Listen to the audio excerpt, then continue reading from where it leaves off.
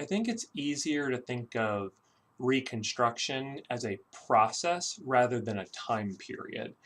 And in part because Reconstruction is the idea of bringing back or constructing back. In the case of the United States Civil War, it's bringing the states and the people who had left the country, who had disunited from the United States, back into the United States.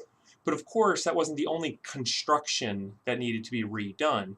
There were literal reconstructions of buildings, of roads, and also of social structures. With the ending of slavery wherever the Union military took authority, that meant the old relationships, old laws that were predicated on some people being slaves and some people being masters were gone. Entire industries were gone. People who were slave traders or ran slave markets, those people needed to reconstruct in the job market. And so what happens is the process of bringing people back into the country or states back in really starts in 1863, and Lincoln and Congress are kind of debating how how should these areas be brought back in. Lincoln wanted a very lenient Reconstruction. Lincoln wanted to use re-entry into the country as as an enticement. And so he basically was trying to say, hey, if we can get any number of people to willingly sign on in an area that they're not going to be traitors any longer, then let's readmit them.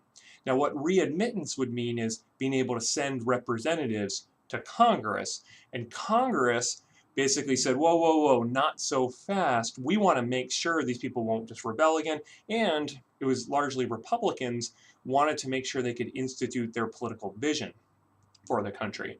So by April 1865, when the American Civil War is ending, Northerners are largely excited. They're largely happy. They're very sad that there have been so many deaths, but they're looking forward to reuniting the country. And then everything takes a turn when Abraham Lincoln is assassinated. He gets assassinated on Good Friday. He's shot then. He dies the next day. And a vitriol emerges, an anger, a frustration explodes throughout the North. And what it also does is it destabilizes the executive branch, which allows Congress to assert its authority into Reconstruction and its plan.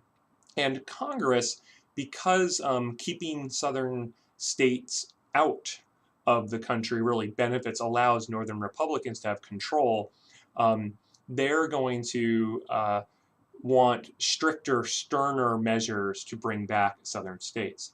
Now, at the same time, what's factoring into this whole Reconstruction narrative is what will be the new place of African Americans?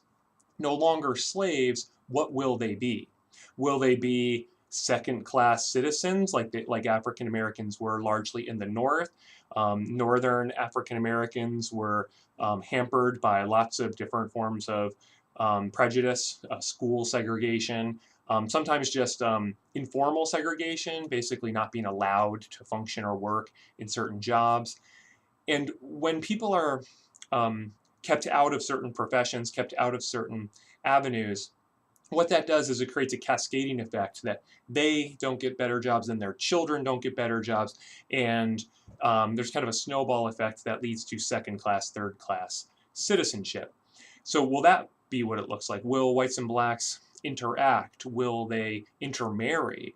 What will the laws be? And no one's really sure, but there is a vision in the North by many that because African American men had participated in helping to save the Union, and because African American women had supported them as well, that national loyalty was so vital, was so important, that these people should be elevated through things like education, through things like civil liberties and civil rights, like the right to marry, and then also issues of like citizenship and suffrage.